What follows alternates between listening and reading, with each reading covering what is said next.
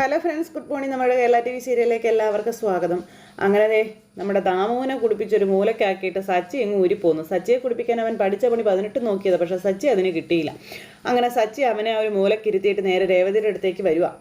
ഇത് എന്താ സച്ചേട്ടാ ഇത്? എന്ത്? ഞാനൊട്ടും കുടിച്ചില്ല. അത് കണ്ടോ, ഞാൻ ഇപ്പോഴും സ്റ്റഡിയാ. ഞങ്ങൾ വെറുതെ ഒന്നും രണ്ടും പറഞ്ഞ് ഇങ്ങനെ അവിടെ നിൽക്കുമായിരുന്നു എന്ന് പറഞ്ഞു.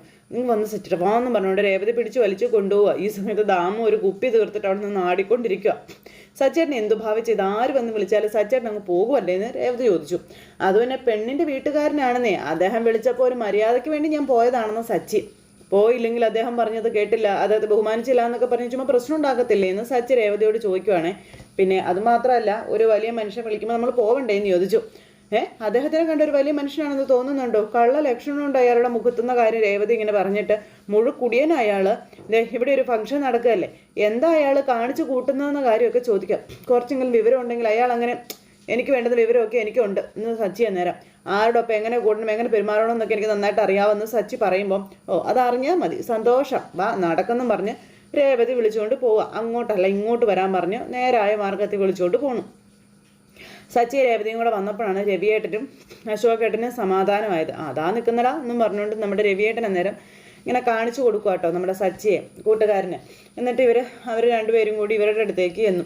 എടാ സച്ചി, നീ ഇത് എവിടെ പോയതായിരുന്നെടാ? ഞങ്ങളിവിടെ എല്ലാം നിന്നെ നോക്കിയല്ലോ. അപ്പം ഞാൻ അവിടെ ഉണ്ടായിരുന്നല്ലോ അച്ഛാന്ന് സച്ചി. വേറെ പ്രശ്നമൊന്നുമില്ലല്ലോ മോനെ? എന്ത് പ്രശ്നം? ഒരു പ്രശ്നമില്ല. അല്ല ഒന്നുമില്ല, വെറുതെ ഒരു പ്രശ്നമില്ല അച്ഛാ, ഒരാളോട് സംസാരിക്കാൻ വേണ്ടി പോയതാ, പുറത്തുണ്ടായിരുന്നു എന്നുള്ള കാര്യം രേവതി അന്നേരം പറഞ്ഞു. ഓ, എന്നെ കാണാതിരുന്നപ്പോൾ ഞാനെന്തോ പ്രശ്നം ഉണ്ടാക്കാൻ പോയതാണെന്ന് കരുതിയല്ലേ എന്ന് നമ്മുടെ സച്ചി ചോദിച്ചു. അയ്യോ അങ്ങനെയൊന്നുമില്ല, കാണാതായപ്പോൾ ഒന്ന് അന്വേഷിച്ചെന്നേ ഉള്ളൂ എന്ന് പറഞ്ഞു. ചടങ്ങൊക്കെ കഴിഞ്ഞു നമുക്ക് അങ്ങോട്ട് ഇരിക്കാമെന്നും പറഞ്ഞ് അച്ഛൻ വിളിക്കുമ്പോൾ അയ്യോ ചടങ്ങ് കഴിഞ്ഞു, വാ നമുക്ക് വീട്ടിൽ പോകുന്നു പറഞ്ഞുകൊണ്ട് സച്ചി പിടിച്ചു വലിച്ചു കൊണ്ടുപോവുക. എടാ, ചടങ്ങ് കഴിഞ്ഞ ഉടനെയൊക്കെ നമുക്ക് ഇവിടെ ഇറങ്ങി പോകാൻ പറ്റുമോടാന്ന് ചോദിച്ചു. ഇനി എന്താ ഇവിടെ, ഇനി ഭക്ഷണം കഴിക്കണ്ടേ? ഭക്ഷണം കഴിക്കാതെ പോകുന്ന മോശമല്ലേ എന്ന് ചോദിച്ചു നമ്മുടെ അശോകേട്ടൻ. ഭക്ഷണത്തിൻ്റെ കാര്യമൊക്കെ അവിടെ നിൽക്കട്ടെ. അല്ല അദ്ദേഹം എന്ത് വെച്ചാൽ ആര്? അല്ല മലേഷ്യ എന്നൊരു വലിയ ബിസിനസ്സുകാരൻ വരുമെന്നൊക്കെ പറഞ്ഞിരുന്നല്ലോ. ഓ, നമ്മുടെ ശ്രുതിയുടെ അച്ഛനോ? അദ്ദേഹം വന്നു വെച്ചാൽ അദ്ദേഹം വരും എന്നെല്ലാവരും പ്രതീക്ഷിച്ചിരുന്നു. പക്ഷെ ഇതുവരെയായിട്ടും വന്നില്ല എന്ന് പറയുമ്പം എല്ലാവരും അദ്ദേഹം വരുമെന്ന് പ്രതീക്ഷിച്ചിരുന്നല്ലേ? പക്ഷെ ഞാൻ പ്രതീക്ഷിച്ചിരുന്നില്ല കേട്ടോ. എനിക്കറിയായിരുന്നു പാർലറേട്ടത്തിയുടെ അച്ഛൻ വരില്ല എന്ന്. പാർലറേട്ടത്തി ഭയങ്കര കേടിയാ, കള്ളം പറയാ അവളെന്നും പറഞ്ഞ് സച്ചി. കണ്ടില്ലേ, ഇപ്പോഴും അവളുടെ അച്ഛൻ വന്നില്ലല്ലോ, പറഞ്ഞു പറ്റിക്കുകയാണെന്ന് പറഞ്ഞ് നിൽക്കുമ്പം, എടാ സത്യം എന്താണെന്ന് അറിയാതെ നമ്മൾ ചുമ്മാ ഒരു നേരം വിളിച്ചു പറയാൻ നിൽക്കരുത്. ഇത്രയും നേരം വായടിച്ച് നല്ല കുട്ടിയായിട്ടിരുന്നില്ലേ, ഇനി അങ്ങോട്ട് അങ്ങനെ തന്നെ ഇരുന്നാൽ മതി എന്നൊക്കെ പറഞ്ഞു. ശരി, നീ വന്നെടാ എന്ന് പറഞ്ഞുകൊണ്ട് വിളിച്ചുകൊണ്ട് പോവുക രേവതി. അച്ഛൻ സച്ചിയെ കൂടെ രേവതിയും പോയി. ആ സമയത്ത് ശ്രുതിയുടെ ചങ്കിൽ പഞ്ഞി വെച്ചാൽ കത്ത് യോ എന്ന് പറഞ്ഞുകൊണ്ട് ഇങ്ങനെ നിൽക്കുന്നു. എന്നിട്ട് ഇങ്ങനെ ഭയങ്കരമായിട്ട് പേടിച്ച് വിറച്ച് ഇങ്ങനെ വരുമ്പോഴാണ് ഇതേ നമ്മുടെ ചന്ദ്രമതി ഭദ്രകാളിയെ പോലെ ഇങ്ങനെ ശ്രുതിയുടെ മുന്നിൽ നിൽക്കുന്നത്. അയ്യോ, ശ്രുതിക്ക് അതിൽ ഇറങ്ങി ഓടണമെന്നുണ്ട്, പക്ഷെ പേടിച്ച് വിറച്ച് ഇങ്ങനെ നിൽക്കുക. ശ്രുതിയെ കടിച്ച് കീറാൻ ഭാഗത്തിന് നിൽക്കുന്ന യക്ഷിയെ പോലെയാണ് ചന്ദ്രമതി ഇങ്ങനെ നിൽക്കുന്നത്. എന്നിട്ട് നേരെ ചന്ദ്രമതി ശ്രുതിയുടെ അടുത്തേക്ക് ചെന്ന്, ശ്രുതിയാണെങ്കിൽ നെടുവേർപ്പിട്ട് അടുത്തു. ആ സമയത്ത് നീ എങ്ങോട്ടോ ഓടുന്നതെന്ന് ചന്ദ്രമതി ശ്രുതിയോട് ചോദിച്ചു. തീയിൽ ചവിട്ടിയതുപോലെയാണല്ലോ നിന്റെ നിൽപ്പ്, എന്ത് പറ്റിയെന്ന് ചോദിക്കുമ്പം ആൻറ്റിക്കത് തോന്നിയതായിരിക്കും. നീ എന്താ എന്നോട് ഒളിക്കുന്നത് പറ. അപ്പോഴേക്കും രണ്ടുപേരും അങ്ങോട്ടേക്ക് വന്നു. ശ്രുതി ഇവിടെ നിൽപ്പുണ്ടല്ലോ എന്നും പറഞ്ഞ് വന്നു കേട്ടോ. എന്താ ചടങ്ങ് കഴിഞ്ഞപ്പോൾ അമ്മായിയും മരുമകളും കൂടി മാറി നിന്നൊരു സ്വകാര്യം പറിച്ചില്ലെന്നാ ചേച്ചിമാര്. പറഞ്ഞാലും തീരാത്ത കാര്യങ്ങളാ. അതാ അന്ന് ചന്ദ്രമതി. ഇനിയിപ്പോൾ കുറേ പറയാനുണ്ടെന്നൊക്കെ ചന്ദ്രമതി പറയൂ കേട്ടോ. അല്ല ശ്രുതി എന്ന് നീട്ടി ഒരു ചോദ്യവും കൂടി. ശ്രുതി ഒന്നും മിണ്ടുന്നില്ല, പേടിച്ച് പറിച്ച് എന്നും പറഞ്ഞുകൊണ്ട് ചിരിച്ചുകൊണ്ട് നിൽക്കുക. വാ ഇങ്ങോട്ടോ എന്നും പറഞ്ഞുകൊണ്ട് ശ്രുതിയെ പിടിച്ച് വലിച്ച് ഇവരുടെ അടുത്തുനിന്ന് കൊണ്ടുപോവാം. നിന്റെ അച്ഛനെവിടെ? ചടങ്ങെല്ലാം കഴിഞ്ഞു, എന്നിട്ടും അദ്ദേഹം വന്നില്ലല്ലോ. നീയല്ലേ പറഞ്ഞത് അദ്ദേഹം മലേഷ്യയിൽ നിന്ന് പുറപ്പെട്ടു എന്നുള്ള കാര്യം എന്നൊക്കെ ഇങ്ങനെ ചന്ദ്രൻ ചോദിക്കുക. എവിടെയാണ് നിന്റെ അച്ഛൻ? അദ്ദേഹം എന്താ വരാത്തത്? അപ്പം എനിക്ക് അറിയില്ല ആൻറ്റി, നീ ചെയ്യുന്നതും പറയുന്നതും ഒക്കെ എന്താണെന്ന് എനിക്ക് മനസ്സിലാകുന്നില്ല. ദേഷ്യം നിയന്ത്രിക്കാൻ പറ്റുന്നില്ല എനിക്കെന്നും പറഞ്ഞ് ചന്ദ്ര ഇങ്ങനെ പറയും. അപ്പം മീരയും തൊട്ടരികിൽ വന്ന് നിൽപ്പുണ്ട്. ശ്രുതി, ഇത്രയും സമയമായിട്ട് നിന്റെ അച്ഛൻ വന്നില്ലല്ലോ, പുറപ്പെട്ടു എന്ന് പറഞ്ഞ സമയമൊക്കെ നോക്കിയാൽ കപ്പലിലാണ് വന്നതെങ്കിൽ പോലും ഇപ്പം ഇവിടെ എത്തേണ്ട സമയമായില്ലേ എന്ന് ഭാമയും കയറി നിന്നങ്ങ് ചോദിച്ചു. ശ്രുതിക്ക് മിണ്ടാട്ടോ ഇല്ല. ഉറപ്പായും നിന്റെ അച്ഛൻ വരുന്ന സന്തോഷത്തിലായിരുന്നു ചന്ദ്ര, അത്രമാത്രം അവൾ പ്രതീക്ഷിച്ചിരുന്നു എന്ന കാര്യമൊക്കെ പറയുന്നുണ്ട്. ഇത്തിരി വൈകിയാലും അദ്ദേഹം വരുമെന്ന് കരുതിയിട്ടാണ് ചടങ്ങ് രണ്ടാമത് നടത്തിയാൽ മതിയെന്ന് പറഞ്ഞതെന്ന കാര്യമൊക്കെ പറഞ്ഞു. എന്നിട്ടും അദ്ദേഹം വന്നില്ല. നല്ല വിഷമമുണ്ട് ചന്ദ്രയ്ക്ക്. എനിക്കറിയാവോ?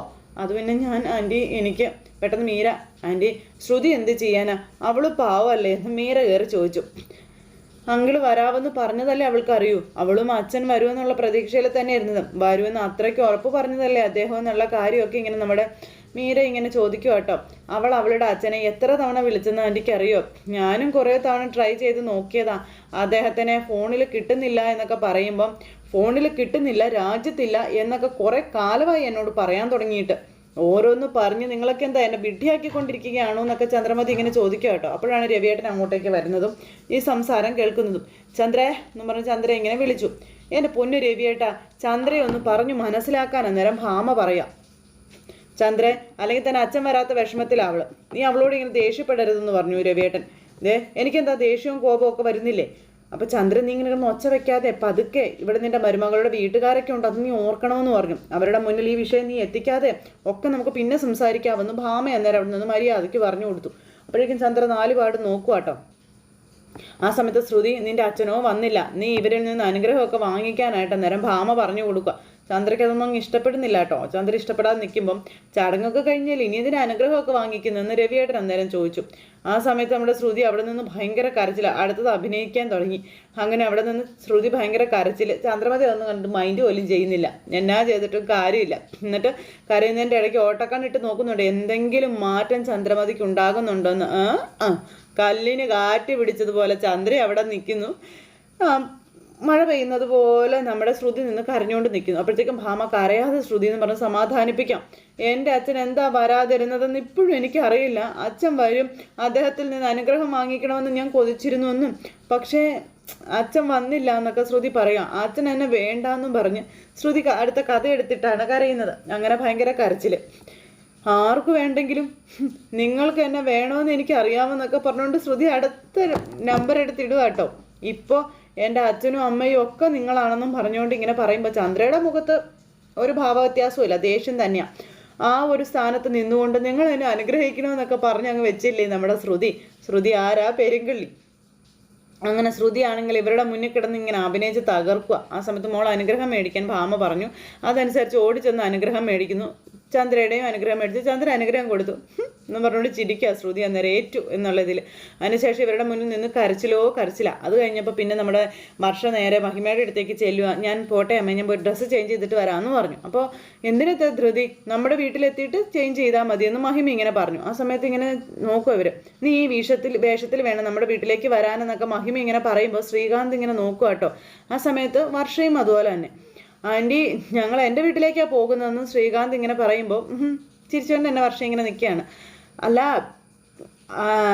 അത് പിന്നെ മോനെ, നമ്മുടെ വീട്ടിലേക്ക് പോകുന്നതിന് മുൻപ് 2 പേരും ഞങ്ങളുടെ വീട്ടിലേക്ക് ഒന്ന് വരണമെന്ന് നമ്മുടെ മഹിമ പറയുക കേട്ടോ.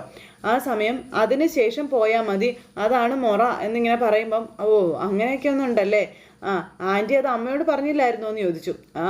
അതൊന്നും സാരമില്ല, ഞാൻ അവളോട് പറഞ്ഞോളാമല്ല എന്നൊക്കെ പറഞ്ഞുകൊണ്ട് നമ്മുടെ മഹിമ ഇങ്ങനെ പറഞ്ഞു. ശരിയെന്ന് അവർ പറഞ്ഞു.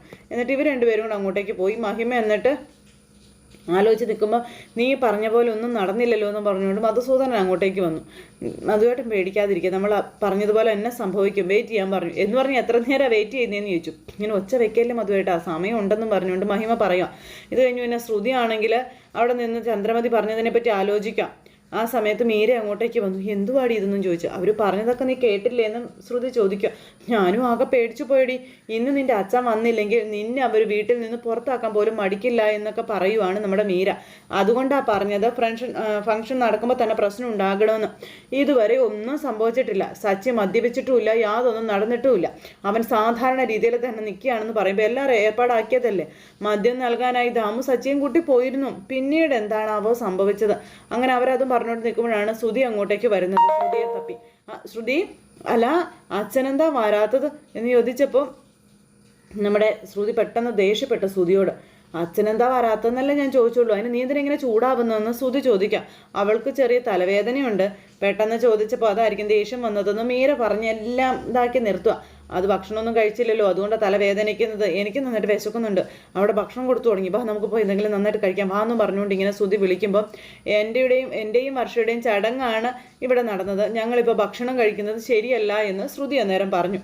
ആദ്യം ക്ഷണിച്ചു വരുത്തിയ അതിഥികൾ ഭക്ഷണം കഴിക്കട്ടെ, അതിനുശേഷം നമുക്ക് ഭക്ഷണം കഴിക്കാമെന്ന് ശ്രുതി പറയുമ്പോൾ ശ്രുതി എനിക്ക് വിശക്കുവാണെന്ന് പറഞ്ഞു ശ്രുതി. ശ്രുതിക്ക് വിശക്കുന്നുണ്ടെങ്കിൽ പോയി കഴിക്കാൻ തന്നെ വിട്ടേക്കാൻ പറഞ്ഞ് മീരയും കൂട്ടിക്കൊണ്ട് ശ്രുതി അവിടെ നിന്ന് പോയി. ഇത് എന്തൊരു ചടങ്ങ്, ഇത് എവിടുത്തെ ചടങ്ങ് ഇതെന്നൊക്കെ പറഞ്ഞുകൊണ്ട് ഇങ്ങനെ ശ്രുതി അവിടെ നിൽക്കുക. അത് കഴിഞ്ഞതിന് ശേഷം പിന്നെ ചന്ദ്രയുടെ അടുത്ത് കയ്യെ പിടിച്ച് കരഞ്ഞതും ഞാൻ കരഞ്ഞത് മാത്രം മിച്ചമായെന്നൊക്കെ പറഞ്ഞുകൊണ്ട് ഇങ്ങനെ ശ്രുതി പറയുമ്പോൾ എടി ഞാൻ കാര്യങ്ങളൊന്നും തിരക്കട്ടെ, എന്തോ എവിടെയോ തകരാറ് സംഭവിച്ചിട്ടുണ്ടെന്ന് മീര പറയുമ്പോൾ എന്തു സംഭവിക്കാൻ, സച്ചി പ്രശ്നം ഉണ്ടാക്കിയില്ല, അതാണ് എൻ്റെ പ്രശ്നമെന്നും പറഞ്ഞുകൊണ്ട് ശ്രുതി ഇങ്ങനെ അവിടെ നിന്ന് പറയുക. ശ്രുതിക്ക് ഭയങ്കരമായിട്ട് ടെൻഷനായി. അതിനുള്ള പരിഹാരം ചെയ്യാനുള്ള സമയവും വൈകി. പക്ഷെ സത്യം എനിക്ക് അറിയണമെന്ന് പറയുമ്പോൾ നീ മുറിയിലേക്ക് പോയിരിക്കും, ഞാൻ പെട്ടെന്ന് വരാമെന്നും പറഞ്ഞുകൊണ്ട് മീര വിവരം അറിയാൻ പോവുക. ഈ സമയത്താണെങ്കിലോ ദാമു കുടിച്ച് 4 കാലയിൽ ഇങ്ങനെ ആടി ആടി പോകുന്നു. ഇത് കണ്ടുകൊണ്ട് മീര അങ്ങോട്ടേക്ക് വരുന്നു. മീര വന്ന് ദാമു എന്നും പറഞ്ഞ് വിളിച്ചു. ഇയാൾക്ക് ആരാ മുന്നിൽ വന്ന് നിൽക്കുന്നതെന്ന് പോലും മനസ്സിലാവുന്നില്ല. കണ്ണൊക്കെ തിരുമ്മി ഇങ്ങനെ നോക്കുക കേട്ടോ. മീര മേഡം വരുന്നോ, എനിക്ക് മനസ്സിലായി. ദേ എന്തൊക്കെയുണ്ട് മേഡം വിശേഷമെന്ന് ചോദിക്കുമ്പോൾ നാറിയിട്ട് വയ്യല്ലോടോ, മോക്കറ്റം കുടിച്ചല്ലേ എന്ന് ചോദിച്ചു. പാൽപ്പായസം മിക്സ് ചെയ്ത് മദ്യം കുടിച്ചാലും മദ്യമത്തിൻ്റെ മണമേ അടിക്കൂ. നിങ്ങൾക്ക് കുടിക്കാനാണ് ഇങ്ങോട്ട് വരാൻ പറയുന്നത്, അവനെ കുടിപ്പിക്കാനല്ല നിങ്ങളെ വിളിച്ചു വരുത്തിയതെന്ന് ചോദിക്കുമ്പോൾ എൻ്റെ പൊന്നു മേഡം അവനൊരു കുടിയനല്ലെന്നാണ് എനിക്ക് തോന്നുന്നതെന്നൊക്കെ ദാമു പറയണേ. പിന്നെ ക്ലാസ്സിൽ മദ്യം പകർന്ന് ഞാൻ അവന് കൊടുത്തു, പക്ഷെ അവൻ കുടിച്ചില്ലെന്നേ. ഞാൻ എത്ര പറഞ്ഞിട്ടും അവൻ കുടിച്ചില്ല എന്ന് പറയുമ്പം നിങ്ങൾ അവനെ തന്ത്രപരമായിട്ട് വീഴ്ത്തണമായിരുന്നു, അതായിരുന്നു ചെയ്യേണ്ടിയിരുന്നത്. ഞാൻ തന്ത്രപരമായിട്ടൊക്കെ തന്നെ പ്രവർത്തിച്ചു മേഡം, പക്ഷേ ആ കുഴിയിൽ ഞാൻ തന്നെ വീണു മേഡം എന്ന് പറഞ്ഞു ദാമു ഇങ്ങനെ തൻ്റെ സങ്കടങ്ങളൊക്കെ പറയാം. മേഡം വിഷമിക്കേണ്ട, പക്ഷെ അടുത്ത വഴി ഞാൻ നോക്കിക്കോളാം എന്ന് പറഞ്ഞു. നിങ്ങൾക്ക് ഞാൻ പറയുന്നില്ല, നിങ്ങൾ മിലിറ്ററി ഓഫീസറാണല്ലോ, പറഞ്ഞ ജോലി മര്യാദയ്ക്ക് ചെയ്യാൻ നിന്ന് വട്ടം കറങ്ങുമോ നിങ്ങളെന്നൊക്കെ പറഞ്ഞു. മേഡം പറഞ്ഞ കാശ് തന്നായിരുന്നെങ്കിൽ എനിക്ക് പോകായിരുന്നു എന്ന് പറയുമ്പം ഇനിയും കാശോ, നേരത്തെ മുഴുവനും കാശും തന്നില്ലായിരുന്നല്ലോ, ബാക്കി കാശ് എനിക്ക് വേണം. പറഞ്ഞ ജോലി താൻ ചെയ്തോ, പിന്നെന്തിനാ എനിക്ക് ബാക്കി കാശ്, ഞാനിവിടെ വന്ന് അറ്റൻഡ് ചെയ്തില്ലേ മേഡം അതിനാ, അപ്പോൾ 10 കാശ് പോലും ഇനി ഞാൻ തരത്തില്ല എന്ന് മീര. എടോ പോകുന്നത് എനിക്ക് നല്ലതെന്ന് പറയുമ്പോൾ കാശ് തന്നില്ലെങ്കിൽ ഇതൊക്കെ നിന്റെ പ്ലാനായിരുന്നു എന്ന് ഞാൻ സച്ചിയോട് പറയുമെന്ന് പറഞ്ഞു. അതിന് മുന്നേ നിങ്ങൾ എൻ്റെ കൈ കയറി പിടിച്ചെന്ന് പറഞ്ഞ് ഞാൻ ബഹളം വെക്കുമെന്ന് മീര. അപ്പോൾ അയ്യോ മേഡം വേണ്ടാന്ന് പറഞ്ഞു. ആളുകൾ നിന്നെ കൈകാര്യം എഴുന്നേക്കടോ എന്നും പറഞ്ഞുകൊണ്ട് അവിടെ നിന്ന് അയാളെ പറഞ്ഞു വിട്ടു. മീര ആൾ ജഗജില്ലിയായിട്ട് ഇങ്ങനെ നിൽക്കുക. അത് കഴിഞ്ഞതിന് ശേഷം പിന്നെ നമ്മുടെ മീര വന്ന് ശ്രുതിയോട് വിവരങ്ങളൊക്കെ പറയുക. എങ്ങനെയെങ്കിലും ഈ ഫംഗ്ഷനിൽ നിന്ന് മാറുമെന്ന് വിചാരിച്ചു, ഒന്നും നടന്നില്ല. ഇനി എനിക്ക് ആകെയുള്ള പിഴുവള്ളി സുധിയെ എങ്ങനെയെങ്കിലും അവരുടെ അരികിൽ നിന്ന് പിടിച്ചു വലിച്ചെനിക്ക് കൊണ്ടുപോകണം. അവരിൽ നിന്ന് സുധിയെ എനിക്ക് അടർത്തിയെടുത്തേ പറ്റൂ. സുധിയും കൂട്ടി വേറെ എവിടെയെങ്കിലും പോയി ജീവിക്കണമെന്നൊക്കെ ശ്രുതി ചിന്തിക്കും. അതുമാത്രമേ ഉള്ളൂ ഇതിനൊരു പോംവഴി. ഞാൻ അന്ന് ഇത് നിന്നോട് പറഞ്ഞതല്ലേ, കുടുംബം എല്ലാവർക്കും ഒന്നിച്ച് ജീവിക്കണം എന്നൊക്കെ പറഞ്ഞ് നീ തന്നെയല്ലേ ഒഴിഞ്ഞു മാറിക്കൊണ്ടിരുന്നതെന്ന് ഈ മീര അന്നേരം ശ്രുതിയോട് ചോദിക്കുക കേട്ടോ. അങ്ങനെ ശ്രുതി അടുത്ത പ്ലാൻ ഇടുക. അപ്പം ആൻറ്റിയുടെ സംസാരം നീയും കേട്ടതല്ലേ, വെട്ടി നുറുക്കേണ്ട ദേഷ്യമുണ്ട് അവർക്ക് എന്നോട്, അതാ അവരങ്ങനെ നിൽക്കുന്നതെന്നും അങ്കിളിൻ്റെ മുന്നിൽ വെച്ച് പോലും അങ്ങനെ അവർ സംസാരിച്ചില്ലേ എന്ന് ചോദിച്ചു. മുൻപൊന്നും എന്നെ ആർക്കും ഇങ്ങനെ വിട്ടുകൊടുക്കാറില്ല ആൻറ്റി, കുറ്റപ്പെടുത്താറും ഉണ്ടായിരുന്നില്ല. ആ ആൻറ്റിക്ക് ഇത്രയും മാറ്റമൊക്കെ വന്നു തുടങ്ങിയിരിക്കുന്നതെന്നും ഇനി ഇത് ശരിയാവില്ല, ഇതിൻ്റെ ബാക്കി ഇനി വീട്ടിൽ വെച്ചായിരിക്കും എന്നൊക്കെ പറഞ്ഞ് ശ്രുതി ഇങ്ങനെ പറയുക കേട്ടോ. ഇനി എൻ്റെ ജീവിതത്തിൽ എനിക്ക് പഴയ ആൻറ്റിയെ തിരിച്ച് കിട്ടില്ല എന്ന് പറയുമ്പം ശരിയാ, വർഷം അവർ തലയിൽ കൊണ്ടു നടക്കും, നിന്നെ അവർ തറയിലിട്ട് ചവിട്ടും. അപ്പം രേവതിയോട് പെരുമാറുന്നതിനേക്കാളും മോശമായി അവരിനി എന്നോട് പെരുമാറുമെന്നുള്ള കാര്യങ്ങളൊക്കെ നമ്മുടെ ശ്രുതി അന്നേരം അവിടെ ഇരുന്ന് ഇങ്ങനെ പറയുന്നു. അങ്ങനെ ഇവർ രണ്ടുപേരും കൂടെ ഈ കാര്യമൊക്കെ ചർച്ച ചെയ്തുകൊണ്ട് അവിടെ ഇരിക്കുന്നു. ഇതെല്ലാം കഴിഞ്ഞതിന് ശേഷം മഹിമയെ കാണാനായിട്ട് മഹിമ ഏർപ്പാടാക്കി ഒരാളിൽ ഒരുത്തൻ അങ്ങോട്ടേക്ക് കയറി വന്നു. ചേച്ചി എന്നും പറഞ്ഞു വിളിച്ച്. ചേച്ചി എന്ന് ഞങ്ങൾ പൊക്കോട്ടെ എന്ന് ചോദിച്ചു. എങ്ങോട്ട്? സച്ചിയെ പ്രലോഭിപ്പിച്ച് വഴക്കുണ്ടാക്കിക്കാനല്ലേ നിന്നെയൊക്കെ കൊണ്ടുവന്നെന്ന് ചോദിക്കുമ്പോൾ ഞങ്ങൾ ശ്രമിച്ചാലേ ചേച്ചി ഒന്നും നടക്കുന്നില്ല എന്ന് പറഞ്ഞുകൊണ്ട് അവന്മാർ വന്ന് പറയാം മഹിമയോട്. ഞങ്ങൾ ചവിട്ടി മെതിച്ചിട്ടും അടിച്ചിട്ടും അവൻ ചെറിയ കുട്ടികളെ പോലെ നിഷ്കളങ്കമായി ചിരിച്ചുകൊണ്ടിരിക്കുകയാണെന്ന് പറഞ്ഞു. ഇത് പറയാൻ നാണമില്ലേ നിങ്ങൾക്ക്? അപ്പോൾ നിങ്ങൾ തോറ്റു പിന്മാറിയല്ലേ എന്ന് മഹിമ ചോദിച്ചപ്പോൾ അയ്യോ ഇല്ലേ ചേച്ചി, ഞങ്ങൾ ഐഡിയയിൽ നിന്ന് ആലോചിച്ചുകൊണ്ടിരിക്കുകയാണെന്ന് അവന്മാർ. ജയനും അവിടെ ആലോചിക്കുന്നുണ്ട്. എൻ്റെ കയ്യിലുണ്ട് ഒരു ഉഗ്രൻ ഐഡിയ എന്നൊക്കെ അവൻ പറയുമ്പോൾ എന്താണെന്ന് പറയാൻ പറഞ്ഞു. നീ അവനെ എന്താ അടിക്കാൻ പോവാണെന്ന് ചോദിച്ചപ്പം ഇല്ല ചേച്ചി, അവനെ ഞങ്ങൾ ഫിസിക്കലി ഒന്നും ചെയ്യാനായിട്ട് ഉദ്ദേശിക്കുന്നില്ല, മെൻ്റലി ഒരു ട്രീറ്റ്മെൻറ്റ് കൊടുക്കാൻ പോവാണെന്ന് പറഞ്ഞു. അപ്പോൾ എന്താ നിങ്ങളുടെ പ്ലാൻ, അതാദ്യം പറയാൻ പറഞ്ഞു. അപ്പോൾ ഇപ്പോൾ ഫുഡ് കഴിക്കുന്ന ടൈമാണല്ലോ, അവനെയും അവൻ്റെ അച്ഛനെയും ഞങ്ങൾ ഫുഡ് കഴിക്കാൻ കൂട്ടിക്കൊണ്ട് പോകുമെന്നും സ്നേഹത്തോടെ അവിടെ ഇരുത്തി അവർക്ക് മുന്നിലേലയിടും, എന്നിട്ട് ഭക്ഷണം വിളമ്പും. എന്നിട്ട് അവർ രണ്ടുപേരും കൂടി ഭക്ഷണം കഴിക്കാൻ നോക്കവേ സച്ചിയുടെ അച്ഛനോട് തൽക്കാലം ഇപ്പം കഴിക്കണ്ടായിരുന്നു, ഒരു VIP വന്നിട്ടുണ്ടെന്നും വേറൊരു സീറ്റ് ഇല്ലാത്തത് കാരണം നിങ്ങൾ നിങ്ങളുടെ സീറ്റ് ഒഴിഞ്ഞു കൊടുക്കണമെന്നും പറയും. എന്നിട്ട് ഭക്ഷണം കഴിക്കാനിരുന്നിടത്തു നിന്ന് എഴുന്നേൽക്കാൻ പറയുമ്പോൾ ആർക്കായാലും ദേഷ്യം വരില്ലേ എന്ന് ഇവൻ ചോദിക്കാം. വരും. അപമാനിച്ചു എന്ന് തോന്നില്ലേ?